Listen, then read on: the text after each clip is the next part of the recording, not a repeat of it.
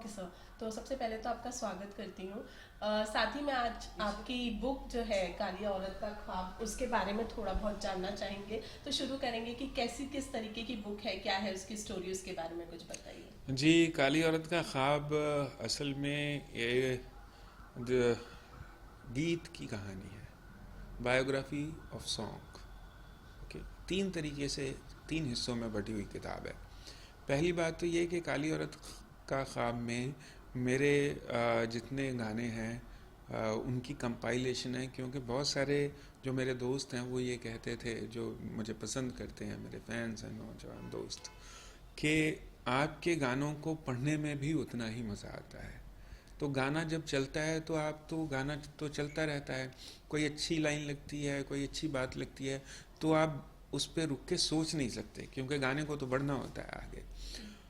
इसलिए क्यों ना आप एक किताब की शक्ल में अपने गानों को डाल दें।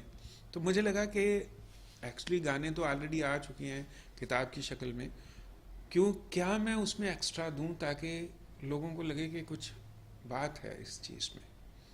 तो वो अनसीन वर्सेस भी हैं इसमें जो लोगों तक नहीं पहुंची। जब आप एक गाना लिखते हैं तो गाना लिखते हुए आप उतना ही गाना नहीं लिखते हैं जितना आप सुनते हैं।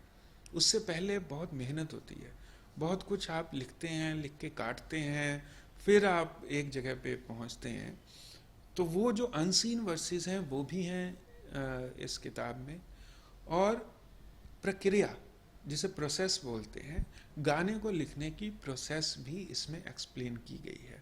वो गाना कैसे बना, किस तरह की बैठकें हुई, क्या बातचीत हुई, क्या बहस मुबासे हुए, क्या मन मुटाव हुए, क्या वैचारिक मतभेद हुए, वो सारी बातें छोटी छोटी कहानियों के रूप में भी शामिल हैं इस किताब में। तो बेसिकली ये प्रोज पोइट्री की किताब है, प्रोज और पोइट्री की किताब। ओके।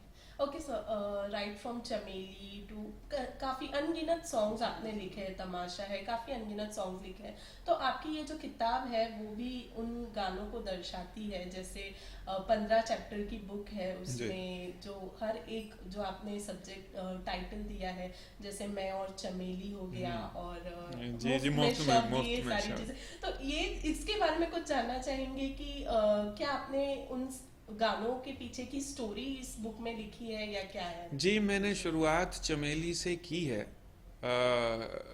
चमेली मेरी पहली रिलीज्ड पिक्चर थी और सोचा ना था मेरी पहली साइंड पिक्चर थी। तो मैंने शुरुआत चमेली से की है, और चमेली से लेके पहला फिल्म फेयर मिलने तक, जो कि मुझे लव आजकल में मिला था, तब तक की कहानी, तब तक की कहानी, उन खास करके कहानी से ज़्यादा गीतों के पीछे का जो सिनेरियो है, behind the scenes of songs, वो मैंने इसमें दर्ज किया है। तो इसमें चमेली के गाने भी हैं, तो इसमें सोचा ना था कि वो वर्सेस भी हैं जो हमने यूज़ नहीं किए, या और तमाम बहुत सारी फिल्मों में, जैसे कह लीजिए जब वी मेट के बहुत सारे वर्सेस हैं, या शब्द पिक्चर के बहुत सारे ऐसे वर्सेस हैं जो हमने एक्चुअल गाने में यूज़ नहीं किए लेकिन मुझे बहुत अच्छे लगते थे। तो इस तरह से ये गीतों से तो मिलवाती ही है किताब काली औरत का ख्वाब, ये आपको उस गीतकार से भी बहुत अच्छे से मिलवाती है। ओके। आपने पहले भी काफ़ी सारी बुक्स लिखी हैं, जैसे अभी पिछली बुक है आपकी एक एक महीना महीने नज़म, हाँ। नज़्मों के। हाँ काफ़ी फिफ्थ एडिशन उसका चल रहा है, काफ़ी जी, चर्चा इंडिया में पहली बार हुआ है। उसके बारे में क्या कहना चाहेंगे? ये मेरी चौथी किताब है। तीन किताबें इससे पहले मेरी आ चुकी हैं। एक क्रिटिकल एनालिटिकल बुक है पोइट्री की, समकालीन कविता। फिर एक प्ले है बोलती दीवारें, जो पहला शो जिसका श्री राम रेपेट्री में हुआ था, वो अभी सेकंड एडिशन में चली गई है। फिर मेरी नज़मों की किताब है एक महीना नज़मों का, जिसका चौथा एडिशन मतलब आके ऑलमोस्ट जाने की कगार पे है। तो ये चौथी किताब है मेरी, और जिस मुझे लगता है कि आप एक लेखक को सिर्फ उसके गीतों के ज़रिए ही जाने, शायद ये थोड़ा उसको सीमित कर देना होगा। कुछ और भी होता है लेखक के पास, कुछ और भी बातें होती हैं, कुछ और भी विचार होते हैं, जो सारे के सारे विचार वो गानों में नहीं डाल सकता। वो विचार कहाँ जाएंगे? वो विचार किताबों की शक्ल लेंगे। तो इसलिए मैं वो किताबों की शक्ल दे के उन विचारों को अपने नौजवान दोस्तों के सामने पेश करता हूँ।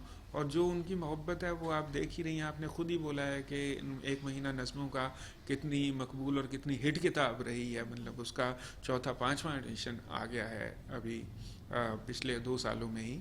और ये भी काली औरत का ख्वाब जिस तरह से ट्विटर पे या अदर सोशल मीडिया पे, फेसबुक पे, या मेरी किताबों में मेरा मेल आईडी भी रहता है, तो डायरेक्ट मेरे पास जो मेल आ रहे हैं लोगों के वो बहुत ही इनकरेजिंग है, बहुत ही हौसला देने वाले हैं।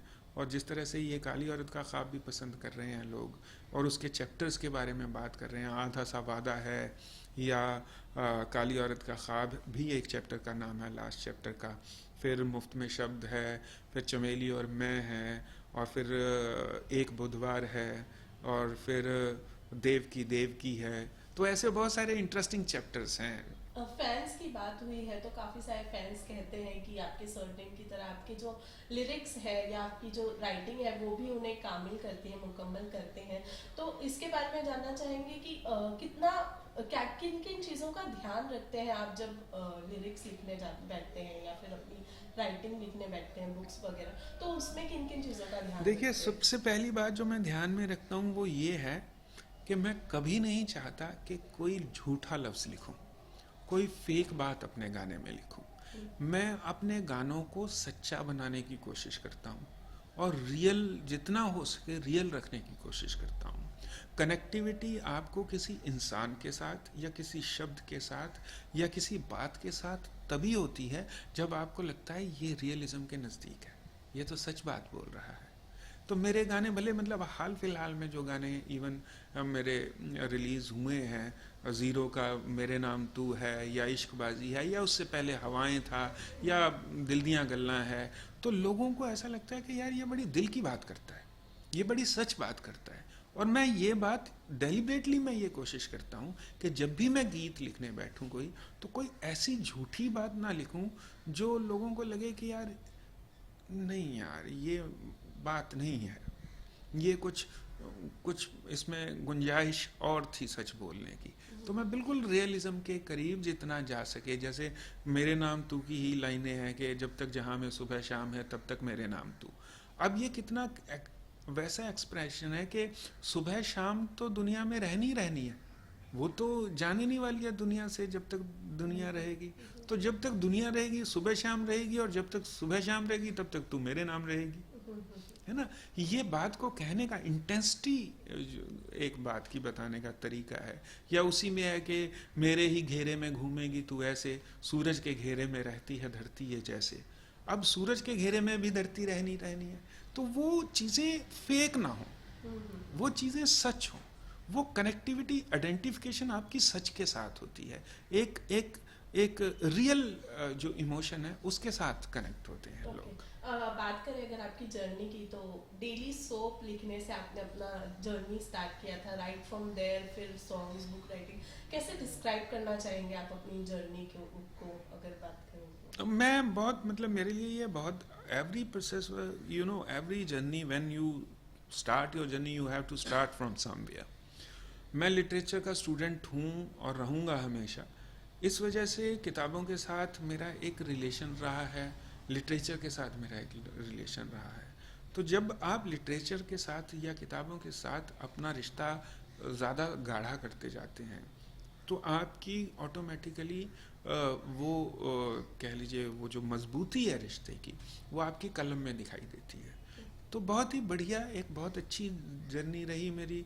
और अच्छी बात ये है कि वो लगातार चल रही है और लगातार मेरा काम पसंद किया जा रहा है लोगों द्वारा। ओके, अगर किसी से पूछा जाए उनके काम के बारे में तो बहुत डिफिकल्ट होता है, लेकिन आपसे जानना चाहेंगे कि क्या लाइक सॉन्ग्स लिखने में आप ज़्यादा किस चीज़ को एंजॉय करते हैं, बुक लिखने में या?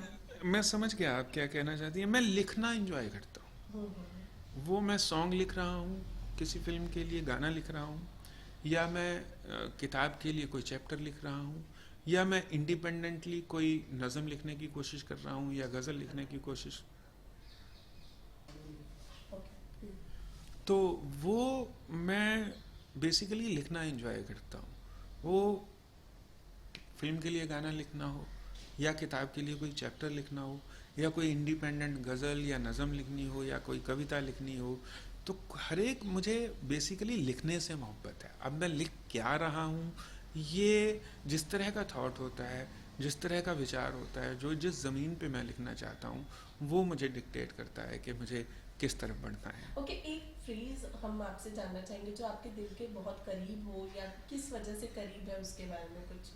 किस फ्रेज की बात कर रहे हैं आप? गीतों के फ्रेज की बात करना गीतों चाह रहे हैं, या में, मेरे हाँ, गीतों के फ्रेज की जी, बात? आप ही के गीतों की फ्रेज जो आपके दिल के बहुत करीब हो, और आपको ऐसा लगता है कि किसी ने उस चीज को समझने की कोशिश नहीं की और ना लिया नहीं हो गाने में उस फ्रेज नहीं में ऐसा, से। अच्छा वो सारे फ्रेज मैंने किताब में लिखे हुए हैं, पर मैं उस फ्रेज की बात ज़रूर करना चाहूँगा जो लोगों को बहुत पसंद भी आया है और मेरे दिल के बहुत करीब भी है। और वो फ्रेज ये है कि जो भी मैं कहना चाहूँ बर्बाद करें अल्फाज मेरे।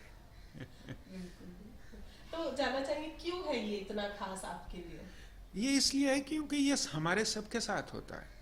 हम कई बार अपनी बात कहते हैं, जो हम कहना चाह रहे होते हैं, जो हम समझाना चाह रहे होते हैं, जो हमारी फीलिंग्स होती हैं, जो हमारे एहसास होते हैं, जो हमारे इमोशंस होते हैं, जो हमारी भावनाएं होती हैं, वो पूरी की पूरी सामने वाले तक नहीं पहुंचती, है ना। तो वो इन बिटवीन जो कुछ रह जाता है, वो कई बार लफ्ज़ों की वजह से कम लगने लगता है। वो आप किसी के साथ अगर बहुत सी, आप किसी को ये कह सकते हो कि मैं तुमसे बहुत प्यार करता हूँ, राइट। लेकिन मैं बहुत प्यार करता हूँ की भी इंटेंसिटी अलग अलग है ना। किसी को आप बहुत ज़्यादा करते हो, किसी को आप उससे थोड़ा कम भी कर सकते हो, you know, and intensity of the emotion differs. But हमारे पास सिर्फ कुछ लफ्ज़ हैं जिनके ज़रिए हम अपनी फीलिंग्स को एक्सप्रेस करते हैं। तो कई बार वो उसी तरह की फीलिंग सामने वाले तक नहीं पहुंचा पाते। That's why I really like this phrase के जो भी मैं कहना चाहूँ बर्बाद करें अल्फाज मेरे। ओके, काली औरत एक आपका टैगलाइन है, हर every story has a song and every song has a story. Right. तो आपसे ये जानना चाहेंगे कि कोई एक ऐसा सब्जेक्ट हो या कोई एक ऐसी टॉपिक हो जिस पे आप स्टोरी लिखना चाहते हो या सॉन्ग लिखना चाहते हो, और जो अभी तक आप पूरा ना कर पाए हो, तो वो एक कोई ऐसा टॉपिक हो। देखिए ऐसे है कि मेरा जहन है, जो मेरा दिमाग और दिल है ना, वो अधूरे गीतों, अधूरी गज़लों और अधूरी कहानियों की एक खान है। तो वो जो पूरा होता रहता है वो तो मैं निकालता रहता हूँ, और जो नहीं अभी पूरा होता वो अभी चलता रहता है काम। वो तो काम चल रहा है, मतलब दिमाग तो एक कह लीजिए एक तरीके से विचारों की फैक्ट्री है ना। वो जब विचार कोई पूरा हो जाता है तो वो बाहर आ जाता है, नहीं तो काम चलता रहता है। ओके, जाते जाते अपने फैंस के लिए कुछ 2-4 लाइनें अगर आप बोलना चाहें तो। देखिए 2-4 लाइनें मैं आपको, अगर आप ये सोच रहे हैं कि मैं आपको कोई शेर सुनाने वाला हूँ, गज़ल सुनाने वाला हूँ, मैं बिल्कुल ऐसा नहीं करने वाला हूँ। मैं आपसे ये गुजारिश करने वाला हूँ कि आप काली औरत का ख्वाब ज़रूर पढ़ें। वो लोग ख़ास कर पढ़ें जो गीत कैसे बनते हैं ये जानना चाहते हैं, या गीतों के पीछे की कहानियाँ किस तरह की हैं वो जानना चाहते हैं, या उनकी प्रक्रिया कैसी है वो जानना चाहते हैं। उनके लिए बहुत ज़रूरी किताब है और बहुत ही मनोरंजक किताब है। प्लीज़ ज़रूर पढ़िए। Thank you so much sir. Thank you.